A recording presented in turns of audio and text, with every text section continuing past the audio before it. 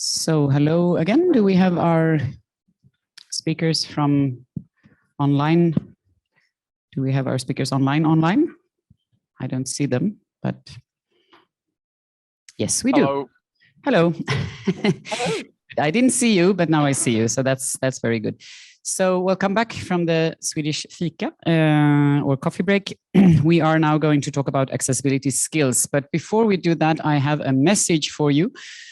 From the European Parliament and European Commission saying that if you have any ideas, constructive ideas on how they could possibly support accessibility in different ways, policy or whatever, they're very welcome. You're very welcome to post it in the chat or the Q&A. They will not answer any questions right now, but they are open to any suggestions and ideas from this distinguished audience, and they would be happy to listen to your messages. So that is what I was told and was asked to tell you. So please, if you have any ideas about how the European institutions could lead by example or support accessibility one way or another, then just feel free to post suggestions and they will make sure to at least listen to them.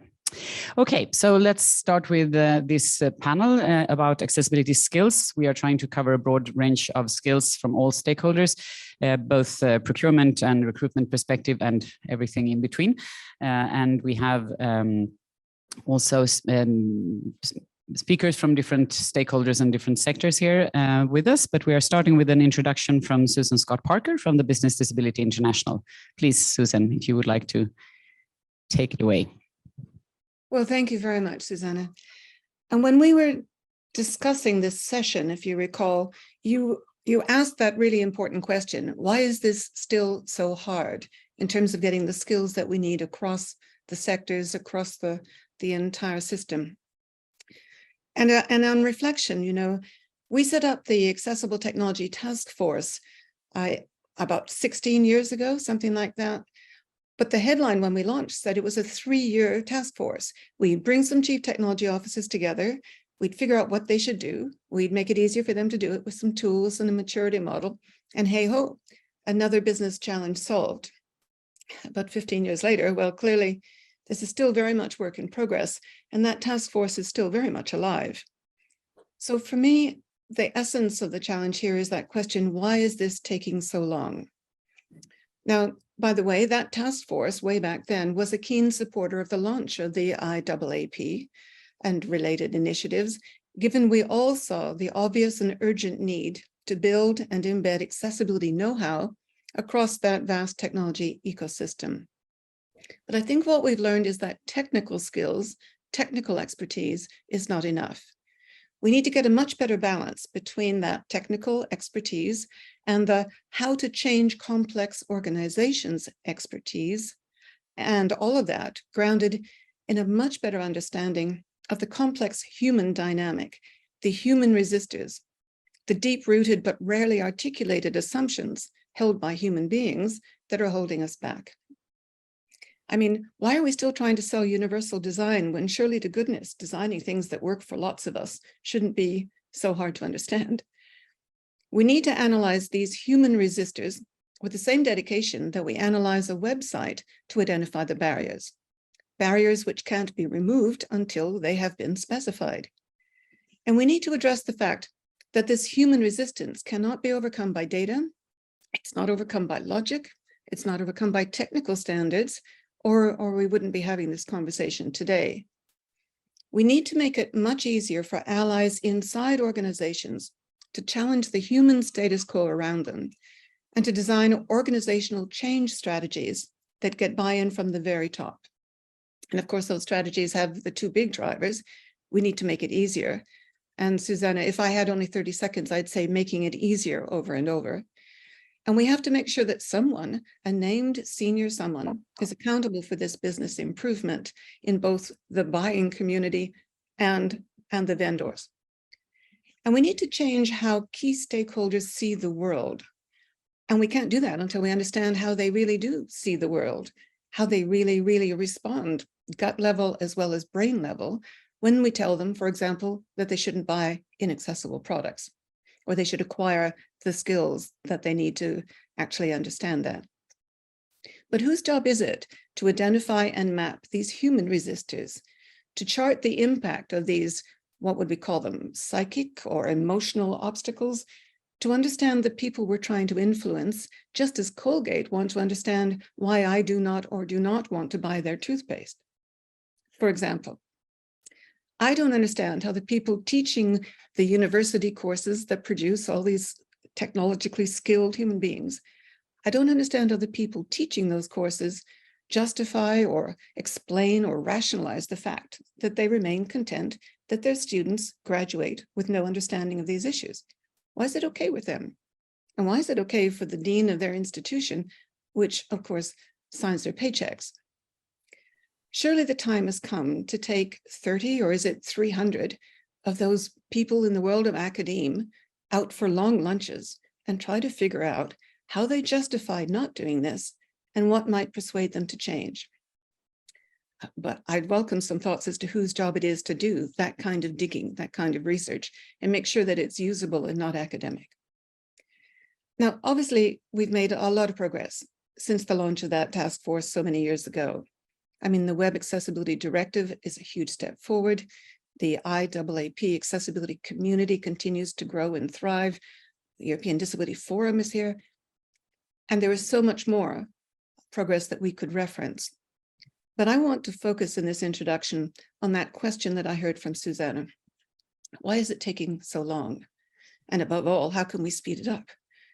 Well, one, I suggest we need to focus initially more on the potential impact of any given category of technology as it's deployed by people. Then starting with the accessibility of the technology itself and the technical skills that we need there.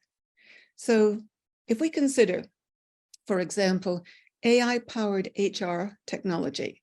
Now, this has serious potential to damage the life chances of hundreds of millions of people with disabilities around the world. Part of the problem is technical and accessible in terms of, trying to pass a gaming assessment with only one hand.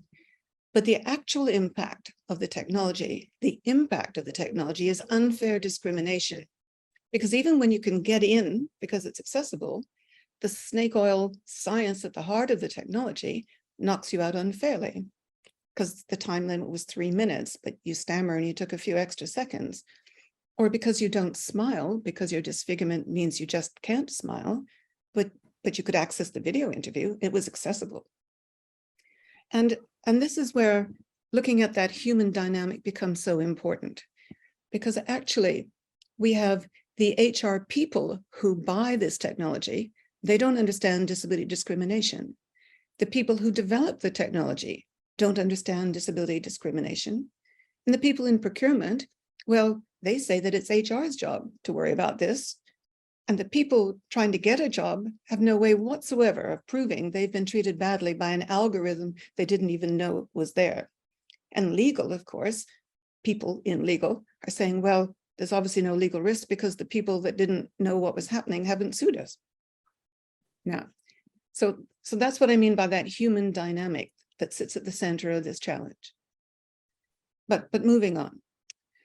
I do think we see an opportunity now to craft much more tailored and sophisticated change programs with communications shifting towards a slightly different approach. We have investors now placing ever more emphasis on corporate ESG performance. I wonder if we can use that to engage procurement in a different way. What if we said procurement could take the credit for requiring their key suppliers to enable the employer to meet its employment and human and consumer rights obligations towards its own people, the customers, while also enhancing productivity and cutting risk? That sounds like a lot of meeting ESG goals to me in there. Surely if procurement helps the business to meet its legal and human rights obligations while enhancing productivity, well, that's exactly what investors are looking for. And that would position procurement as optimizing its strategic contribution while driving this accessibility agenda, and of course, making it perfectly clear which skills are needed by which stakeholders at what stage of this process. This would mean, however, that accessibility advocates need to step back from the vagueness of inclusion, I'm afraid, and start talking about how they can help organizations to meet their ESG goals by enabling them to meet their disability equality and rights obligations through all the relevant accessibility and equality related skills and competencies. So from my perspective, it would be fantastic if advocates like those around the table here, whether it's IAAP or FUNCA, EDBF, whoever, the European Commission, if you could help us to move forward on a kind of 4 work streams that I'm beginning to focus on. So 1, help us to build the capacity of the accessibility experts to drive organizational development and change. Help them to include how to design governance structures that minimize the negative impacts of technology, while naturally making it much easier to procure accessible and usable technology. Help us to provide allies, both in the accessibility community and inside our corporate targets, where we certainly have allies, with the, in effect, campaigning tools, the insights, the ammunition, the evidence, the case studies, that makes it much easier to persuade disbelievers at C-suite level in particular, the ones who don't understand or manage technology, but who do hold the power. And help us to map the human barriers confronting us when we try to persuade key stakeholders. Help us to much better understand these target audiences, these university professors, the CIOs, the MBA graduates writ large, software developers. I mean, what messages do engage them? What language that I might use actually makes them just cut off and think about breakfast? What do we know about them in terms of targets, if you like, our customers for our messages? And finally, and this one lies at the heart, help us to simplify the ask of the senior decision makers. What do we really, really want the CEO and the chief operating officer to do and require in terms of competencies around the business? What do we want the board to require? Can we put that on 1 or 2 slides that makes it easier for them to say yes? Because only they have the power to get us where we want to go. People with a real interest in technology are only a small piece of that puzzle. And so I reckon, you know, if I was talking to an IAAP audience, I'd be saying there must be some certification, some new training modules, some research projects inside of all that. So I hope that answers that question about how might we speed it up, Susanne. Thank you. Thank you very much, Susan. Thank you. So there was a lot of many thoughts in there that we could start with, but I would like to start with George Rhodes, who is a senior accessibility expert and team lead at the University of Westminister, because Susan said that something about the universities, and I know you are not responsible for all university teachers, but you happen to be at the university now. You work with accessibility, and you also have procurement. You kind of sitting on all the chairs here. So why is this still the case? I mean, how come we still have so few university courses in accessibility, and how could we possibly change that?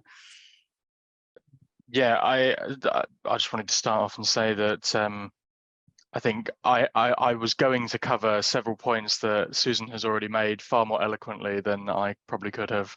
I think there's a lot of push and pull factors when it comes to this. I think we are in effect missing this pipeline of, as has already been said, you know, from the university level when we're teaching computer science courses, or when we're teaching, you know, any kind of business management courses, etc., creating more accessibility specialists to fill these roles. But I also think there's a lack of urgent need by organizations to have people that are clearly responsible for this. And I saw something in the chat a second ago which very much echoes my own thoughts on this. Why, when accessibility has such an impact on end users, on members of staff, on colleagues, on students, on whoever engages with all of our systems, are we not aligning the ways in which we demand that this is done correctly with other things like cybersecurity, data protection? For the general data protection regulations, we all have to have an appointed individual in an organization, a data protection officer, to take on that responsibility and head up that requirement that we are making sure that all of our services meet our data protection obligations. I think we should be having something similar for accessibility, whether that is an accessibility specialist within an organization to say, this is what we should be doing for procurement, this is what we should be doing for internal staff training, this is what we should be doing in our recruitment processes, or working that in with kind of existing C-suite roles. And I think all of this kind of comes together to explain why we're still so kind of behind from where I think we all want to be. That this is treated really seriously. This is dealt with at the procurement level. This is dealt with kind of at every level of the organization. So yeah, I certainly think a lack of that kind of enforcement, if you like, that this is something that is mandatory, that someone does have to take responsibility for this, but also that lack of education kind of across the board. And I do think some of that comes from a lack of, besides the IAAP's CPAC and WAS exams, a lack of certification, a lack of clear routes into the accessibility industry. For example, I am going through several procurement exercises at the moment, both with my university hat on and with other hats. And I think it's everyone's fault that we're not having as severe a conversation about accessibility as we should be at these stages. Some people rely on government frameworks and expect, because it's on the government framework, that due diligence will have been done, that they will already have checked those suppliers. And having worked with some of those government teams over my history, you know, they have a lot of work cut out for them. They have thousands of suppliers that they would need to look at. And while they work very hard to ensure as much due diligence as possible, we can't rely on them to inspect everyone in detail.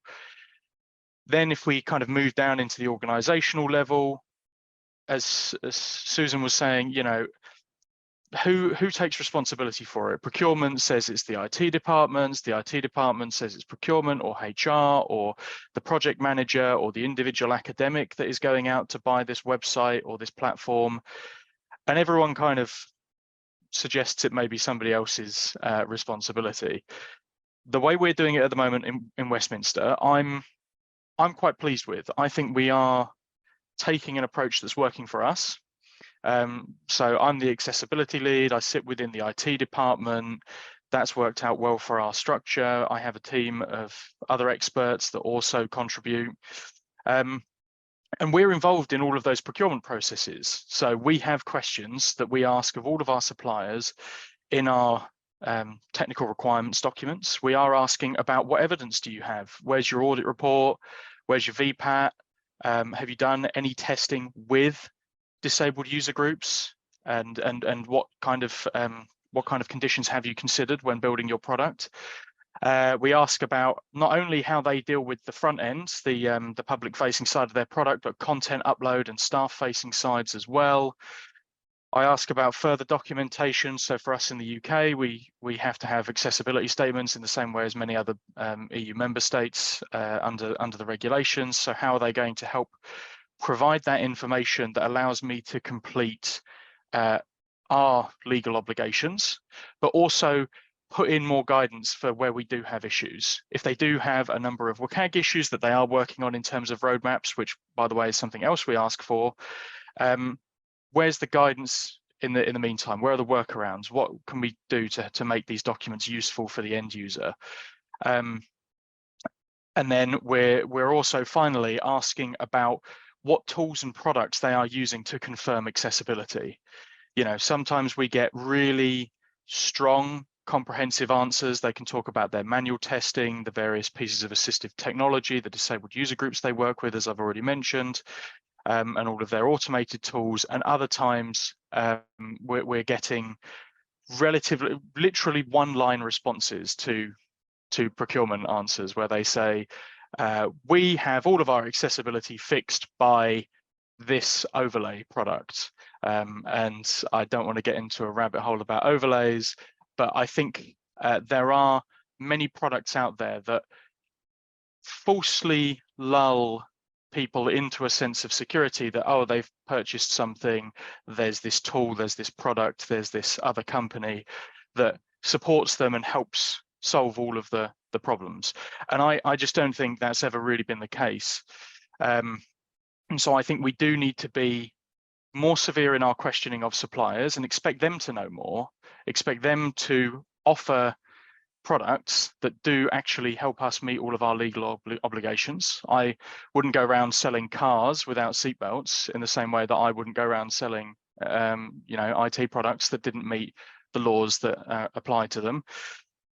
I think we need to encourage everyone to take a little bit of responsibility, whether that's procurement, HR, IT, try and get a responsible officer to there. And then I think as organizations, as sectors, the final part of this that we encourage is we should be looking at where those university courses are, where those college courses are, the further and higher education options that are available to start creating this pipeline. How do we take computer science undergraduates who are learning about web development, who are learning about human-computer interaction, learning about product design, and incorporate the accessibility requirements into that so that we start generating this as a skill set that's just out there in the wider kind of IT space, rather than what seems to be this incredible specialism of which we've all somehow fallen into throughout our careers, but there's no really formulated ways for people to move through to become an accessibility specialist. It does seem more up to chance than I think we want to get to. Sorry, that was for a fairly long answer. That was it was slightly more than 1 minute, yes, but a lot of good information there, and I didn't want to stop you. So thank you very much for getting all of that in one go. So Elisabeth, I want to ask you, as you are the Chief Accessibility Officer at the Swedish Public Employment Service, and you are doing change management as kind of a way to achieve accessibility. So touching on a little bit of what Susan and George already has covered, how do you make sure that your organization kind of make this work? Because I think you have an interesting story to tell. So yeah, I'll let you rumble a little bit of this. Thank you. Well, George was actually talking about a few things that we also do. Like, for example, request for information. There's a lot of myth going on about it, that you're not allowed to talk to the suppliers before the procurement, but that's actually just a pure lie. You're allowed to talk to them and you're allowed to ask questions. And George was giving an example for what kind of question you could ask, as long as you ask the same question to each and every supplier. So I think that's really important, and how you ask the question. So there is no yes and no answer able. I think that's really important, because I think talking about specialists, we are quite of a big department with 11,400 people, and anyone could be the project leader for a procurement. And so therefore there won't be any specialist necessarily. So we have this go-to place, and they can ask questions. But most important is that we can somehow use already the resources we have. And if we do already have a bank with questions that they can send out, if the supplier really knows accessibility, they will be answering us in a manner that will be understandable for anyone, no matter if you're a specialist or not. And another thing that we also have added is that we have a reference group with co-workers that themselves have disabilities, and they can be involved in the tendering. And therefore we can also see if actually what they're saying is truthful. So that's a little bit what we actually do, but we also taken seriously with accessibility as sustainability and security, etc. And we've worked together in the department and created this education that could be useful for anyone that actually will do procurement in the future, and to make sure that accessibility will be part of the procurement in the future. And also trying to raise the awareness that the procurement doesn't start while the tendering is starting, the procurement actually starts years before. Because who is saying that we need to have that system to begin with? Perhaps we actually need something else. So we have to do our research properly and understand what kind of needs there is and what problem we're supposed to solve. So the procurement is just a small part of our actually problems. but an important one. So the training you spoke about, is that something you are going to share with the wider world, or is it just an internal training? It is an internal training, but with everything that we're actually creating at my department, we're sharing. So wonderful. So, thank you. So Daniel Casas, who is the Accessibility Officer at the European Disability Forum. So good to see you again. What's your take on this? I know you have a project on digital skills this year, and you're obviously always working with skills development and so on. But what could we do to make sure that to kind of raise the skill set both with all stakeholders really, but maybe focusing on end users? Well, to answer this, I will do it in two ways, and I will do it briefly. Do you hear me? Yes. So the first one, from a more general perspective, I really like from the introduction the question that why are we still talking about accessibility? And part of my job as accessibility policy officer in DDF is to talk to different stakeholders, especially policymakers, to convince them and to explain them how to include certain accessibility provisions in legislation. And there's always the same good news. I mean, we have a pretty good framework, we have legislation, we have standards, and we have technological solutions. But for what I've seen, the key challenge is that there are certain misconceptions about accessibility, and maybe if this was changed, it would be more attractive also to attract more people into the sector. Because for some people, accessibility is only a legal obligation, is something that increases the cost of the product, that just changes the original design, and that it's used by few people, but this is not true. So if everyone understands that accessibility is a driver of innovation of a product, of a service that improves the user experience of everyone, not only persons with disabilities, also that should be something considered as, like someone said in a previous panel, like security or environmental considerations, as something that needs to be taken into account in the development of any product, any service, and any website. This would do a lot, because we would start understanding accessibility as it really is, as an opportunity and as something beneficial from everyone. Then from the perspective of persons with disabilities, this is also quite interesting, because we've been discussing that in the previous panel. So in our case, like due to our experience, we're quite aware about what accessibility is, why it is needed. I mean, there's no need to convince us. We actually use it or need it in every day. But we need to understand that we are experts in our own lived experience. We are not experts in accessibility per se. And when it comes to digital accessibility or web accessibility, this can get pretty technical. And of course, there's lots of persons with disabilities who work in this domain, and that they are really experts, but we cannot explain, and we cannot expect from everyone to really know about it. I mean, any user who uses a website, I mean, we cannot expect those to really know what's behind that.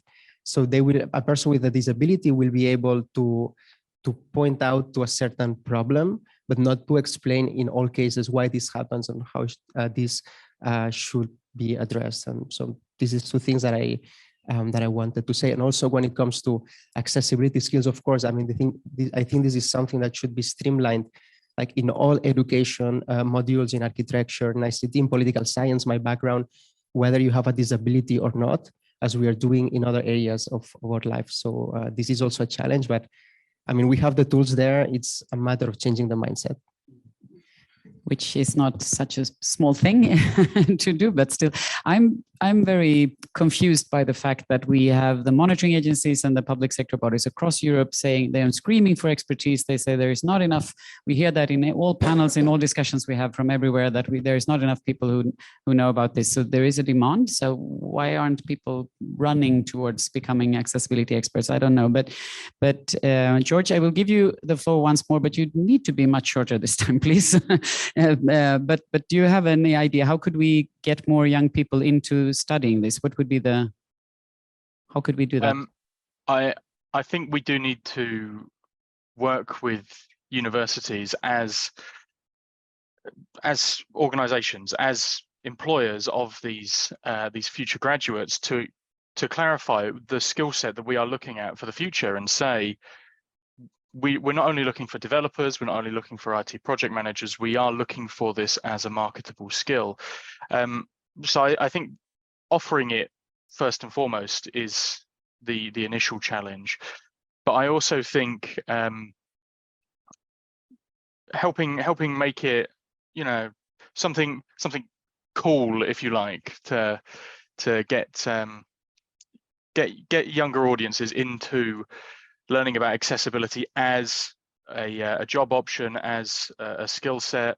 I talk about the regulations a lot, so me talking about accessibility is probably a much drier thing, and I'm sure there's many other avenues that can make it appear a far more interesting subject than perhaps I do when I give my talks. But yeah, I think we need to really sell the value of it, the interest, the enjoyment that I think most of us get out of our roles, that it's not just about creating products. I think we all feel quite a sense that we are doing something for the good of, whether it's our public sector services, whether it's educational environments, whatever. I think we all get something extra, a moralistic value out of the work that we do, and I think there's many different routes open to kind of advertising it to students. Yes, I think, and the proof of that is that we are so many dinosaurs still in the industry. That's a proof of how cool it is and how much satisfaction that you get. But Susan, you know everything about coolness and making. I mean, I think this is demand that we need. We need to make sure that the universities understand that there is a demand for this skill set. But how do we make sure that more universities provide these courses and that people kind of find their way into this? We had one of the experts yesterday saying that when I speak to young people, they say they want to study this, but there is no universities offering the courses. So it seems to be kind of putting it into the curriculum seems to be a problem as well. I think that's what they call market failure. I come back to the word impact. I think the conversation about accessibility makes it sound as though accessibility is a good in its own right. It's the impact of accessibility. Accessibility so that we get a more just society, so that, you know, it's a better world. And that if we had those lunches with those professors that I want to meet face to face, the first task is to infiltrate the subject into the mainstream curriculum. If you're helping people design and learn how to build websites, well, you wouldn't teach them how to build a boat with a hole in the middle of it. You teach them how to build a proper boat. So you teach them how to build proper websites, which by definition are accessible. You change the whole positioning. It's not about a niche on the side from people who now understand technology and now can play with this marginalized little thing called accessibility. It's good design. It's the way it should be done in the first place. And then as George is saying, you make it much more interesting because you bring it alive in terms of the impact it has on the lives of human beings. And the fact that it also makes it a lot easier for non-disabled people to use technology, which everyone admits is just hugely frustrating most of the time for everybody. Well, now, maybe if it worked for people with a whole range of disabilities, it might even work for me on a Monday morning. So I think it's positioning, and we shouldn't tolerate a program that's teaching people how to build websites, that is teaching them how to build badly designed websites. Because if it's not accessible, it's a badly designed website. We need much more straight talk. We don't need inclusion. We need rights and bad design and straight on conversations. Wouldn't you agree? I absolutely agree. And I love that your solution is to have lunches with people. That's the best thing I've heard the whole day. So, so Elisabeth, what's your take on this? How do we make sure to change for the next generation? I mean, you are changing your organization from the inside, but for the rest of us to kind of to get this the benefits of that, I think we need to look forward and into the future. So how do we do that? Well, I don't think it's just one answer to this. And I think we need to work on all kinds of levels. Yesterday, we were talking about that we need to start already with the children, but at the same time, we need to educate the parents because we can't just work from one side. And it's the same thing. We can't just work at the grassroots. We have to also start with the top. And once again, we're just humans. So we need to speak in such a manner that actually everybody understands, and storytelling is one. And what I normally say is that we want to reach accessibility, but the way there is inclusive design. And for example, Susan, you were touching it anyway, that it's so helpful, and also you, Daniel, was talking about it, how it's so helpful if we actually do this for everyone. And talking about that, it brings it a little bit more in relation to yourself. For example, I mean, if we have solutions that is for somebody that has a hearing impairment, it will be so comfortable for somebody that's wearing earphones or headphones, perhaps it's called. So what I want to say is that we need to work in so many different levels. And I sit on the board for an adult education. And I think it's the same thing as with development. Accessibility just have to be a part of definition of done. So each and every course have to have accessibility and inclusive design within the course. So it's not something that's separated from anything, even though we need to speak more about it because the maturity is still very low. So I think as well as we start sharing perhaps the description for the courses that we have at our school, sharing on LinkedIn and between one another or between countries and etc. We still have to raise awareness, and we still also have to help the departments. And now with the coming law legislation, we also have to share. I feel it's an obligation from the public sector body that we actually share this with the private sector body, how we've been doing this, and help them with description. What is everybody supposed to do with accessibility? Because it's not just one-man show, it's a teamwork. So each and every occupation should have their description, what is expected from them, and we can share that. And we just need to help and share each other, because I don't sit with the solution. Nobody sits with just one solution. I mean, if somebody tells me that Google this, and this, that doesn't necessarily mean it's implementable at our government, for example. So yeah, we need to work together, but different levels. Okay, very good. Thank you. And Daniel, I'll give the last word to you. I don't have any questions in the chat, and I don't see. Yes, we do have. Do we have also a microphone? Yes. So I'll just give the last word to Daniel, and I will take the question. So I know you're working on a project also to bringing in web accessibility into the curriculum. But what's your what's the perfect end note for this panel from the end user perspective? Well, from the end user perspective, and also now we were talking about the possible solutions on how to overcome the barriers when it comes to skills. As I said in the previous question, there was this issue about really understanding accessibility and embracing it. And I think that all actors could do something. Quite briefly, of course, like persons with disabilities, they have a key role to play when it comes to awareness raising. We talk a lot about legal obligations, but the potential of persons with disabilities is to really explain specific examples that they encounter, because most of the people we talk to is not that they don't want to make their products accessible, is they don't understand why. And before talking about legal obligations, I think it's basically to show why, how these affect persons in real life.